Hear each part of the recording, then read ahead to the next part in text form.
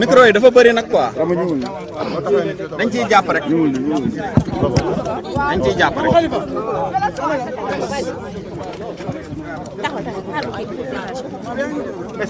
sa micro bi waaye.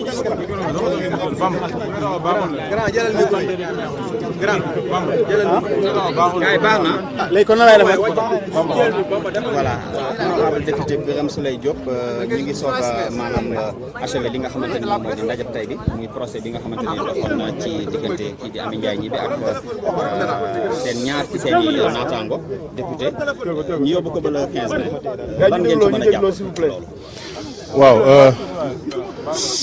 amuñu particulièrement ci procédure bi commentaire bu ñu ci mën a def ndax yoon moom may kii àtte bu ko neexee mu toxul date mën na koo def sans joxe motivation ndax yoon moo ko may donc il a fait def na report bi on le constate ensemble donc lu dul joxante rendez-vous ca date ba ñu fixé taxawaay bi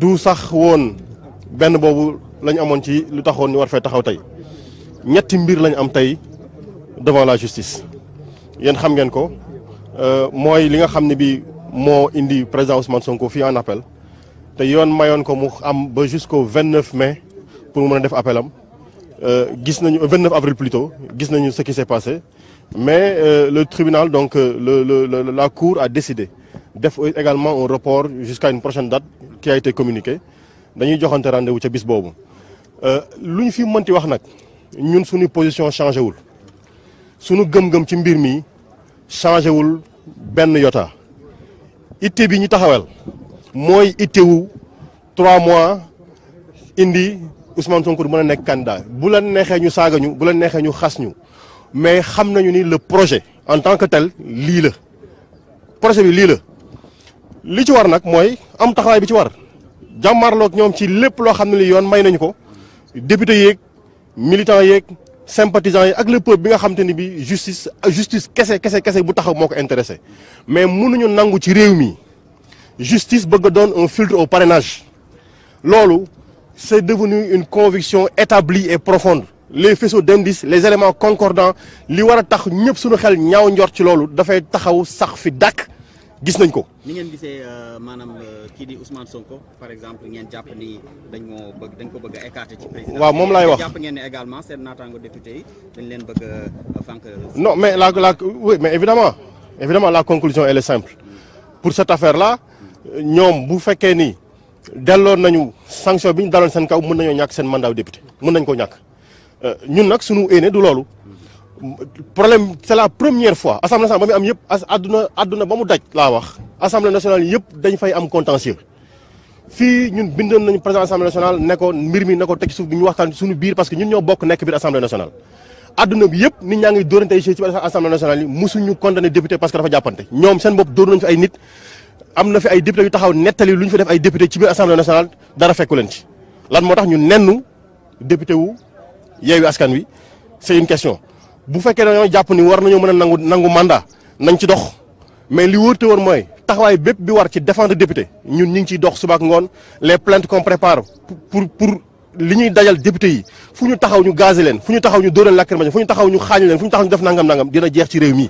Macky Sall mënul dëkk di toroxal député yi jàpp ni loolu dafay woy ma dellu sax ci kaw Ousmane Sonko ma ni wax ji amul ma dem te dikk c'est un procès fantoche pour interdire à un candidat suba mu mën a candidater ma waxaat ko ne tey justice moo bëgg une partie de la justice moo bëgg a décider nekk le premier filtre au parrainage di tànn kuy nekk candidat ku nekkul candidat ma waxaat ko ne Macky Sall moo waxoon ne julli it ñaari rakkaa la benn rakkaa bi juróom-ñaari kabar la beneen bi ci topp te mujj bi juróomi kabar la su paree julli ga jeex na moo ko wax mu leer nañ kon jeex na mais su décidé nee ne tey jii dafay dalwaat conseil constitutionnel parce que yéen a ngi dégg ñuy yoonal naan dañuy dem conseil constitutionnel avis décision ñëpp xam nañ lan moo génnoon ci avis décision kon mi ngi wut que conseil constitutionnel nekk parrain moom jox ko parrainage bi tax mu mën a déposer une troisième candidature mbir mi amul naatable c'est ça la vérité bu fekkee ne dañoo décider képp ku wax lii ci dëkk bi ñu jàpp la nañu préparer place yi parce que ñun ñëpp et c'est l'occasion pour ñun ñu sant suñu njaboot yi sant leen gërëm leen parce que ils ont compris suñu njaboot yëpp xam nañu ni